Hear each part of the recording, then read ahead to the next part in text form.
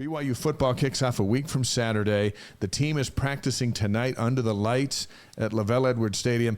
That's how close we are to the actual thing starting off, is when they're under the lights to get used to nighttime football, because the kick on opening night is 8:15 p.m. Mountain Time, 10:15 Eastern. Yeah, and I hope it's as cool on that night as it is right now. It's been nice today. It's a lot of rain. It's gorgeous out there today. And you know what?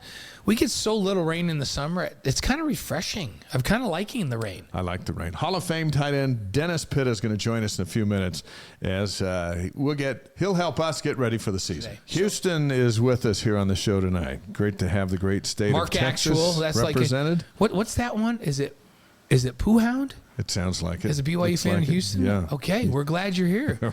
we're glad that Houston's in the Big 12. And BYU fans in Houston are going to represent now having Houston in the Big 12. It's going to be fun.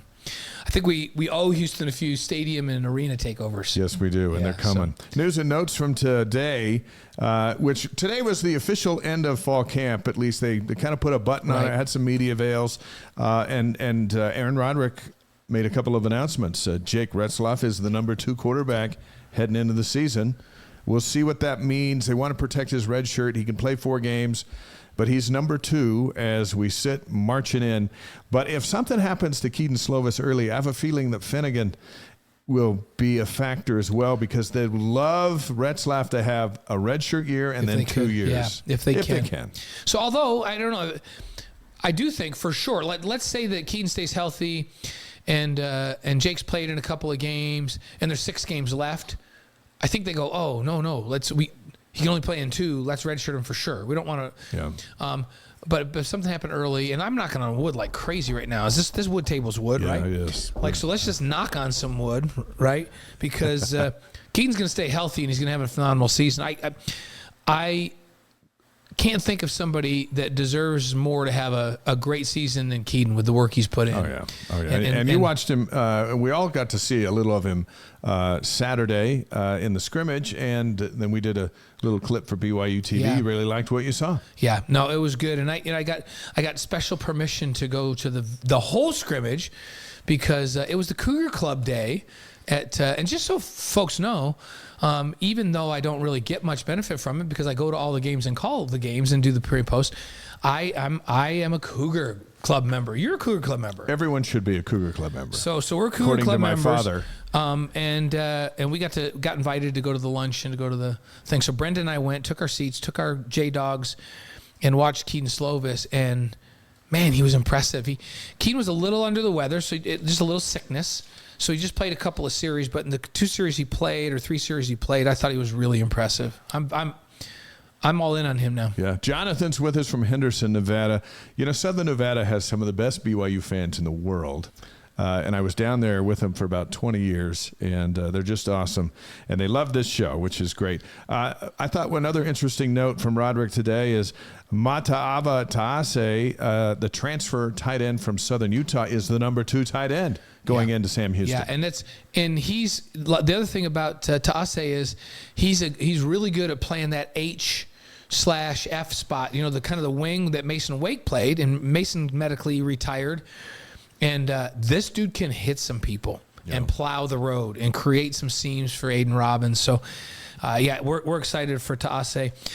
Another name that people aren't really thinking about much is Paulo, who is also going to get a lot of playing time. So there's 2 new guys that can play that H and F, and then also back up Isaac Rex and Ethan Erickson and Fakahua has now moved to tight end. That tight end room got from really thin last year to really, really deep this year. Thick, which is good. Would you say from thick? From thin to thick. It's thick, and I'm liking that. And then Jacob, Jackson Bowers, Jacob's the old basketball player. Jackson Bowers, the tight end, big time recruit. He's really started to assert himself in the last couple of weeks. I asked the coaches, I'm like, who does he remind you of? We got Dennis Pitta coming on today. Is he Dennis Pitta? Is he Andrew George? Is he Clay Brown? Is he Gordon Hudson? And they're like, no, he's Daniel Coates.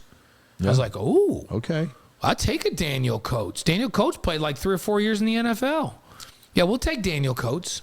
We'll also take David with us from the Tri-Cities in the state of Washington on the Wise Guys tonight. Everybody that's on the stream, let us know where you're viewing from, and we'll try to get a mention because we sure appreciate you. Micah Harper made it official. He's out for the year with a torn ACL.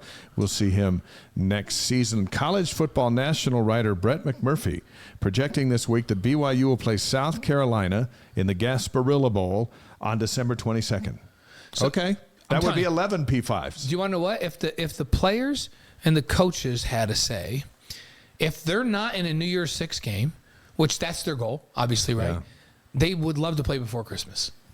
If you're not going to play in a New Year's game, then you want to be done before Christmas and go home with your family. So that's a great bowl against a good Someday program. we'll be in those bigger bowls that are like December 30th, which is the Alamo Bowl or something like that, where it's, the Pop-Tarts Bowl, there's $8 million waiting for you. You know what? Don't sell this team short yet. Let's see how healthy they stay, because maybe they move up in that little bowl hierarchy, and maybe we do play in a Pop-Tarts Bowl. I'm just mad that the Cheez-It Bowl's not around anymore, because I was hoping they played that, and I would get the Cheez-It room with all the Cheez-It stuff. So Newt's here, another one from the state of Washington on the Wise Guys tonight. They must know that Henry Marsh is coming up a bit later on. That's right. The November 18th game between BYU and Oklahoma at Lavelle Edwards Stadium is sold out. Gee, you think? Yeah, that's number one on the list. Now they got to go work on Sam Houston. See if he can start the season. Can we please just sell out the home opener against Sam Houston? Yeah. Just frighten these youngins to death. The Sam Houston new in FCS. How about our friend Kyle Van Noy? FBS. Yeah, now they're Division I. Yeah. Kyle Van Noy inducted into the McQueen High School Hall of Fame over the weekend. He was a star at the Reno, Nevada High School before coming to BYU. Still waiting to sign with a new team as a free agent. He's holding out. You can see our Wise Guys interview with Kyle at wiseguys.com. Did a great job. I loved having Kyle on with us. But I had him on for like an hour and 50 minutes. Yeah, and he was great. And you want to know what? Kyle wants to do stuff like this when he gets done, and we'd love to welcome him in and have him be part of some of the stuff that we do. And he's smart. He's a veteran. I talked to Harvey Longy last week. He's doing the same thing. They have some teams interested in them, but they're saying, I really just as soon not play camp. Yeah. And camp's about over. I will not be surprised when the camp is over if both of those guys end up hooking up, because they're established guys in the league. Pick Six Previews put out a tweet this week. The most wins in college football over the last 50 years. Shout out to Naperville, Illinois. Good to have Russ with us on the Wise Guys. Thanks, Russ. Number one, last 50 years, most wins in college football. Ohio State at 476. Now, some of these are going to be no-brainers. Oklahoma, that's 470. Alabama's third at 463. Yep. Georgia's number 4 at 448. Nebraska's 5 at 445, and then it gets a little interesting. Yeah, number 6 is Michigan at 442. Now, remember, Michigan's the all-time most winning. They have more wins than any team in the history of college football. They're 6 in the last 50 years. 7 is Penn State at 440. And how about BYU at number 8 with 431? How about that?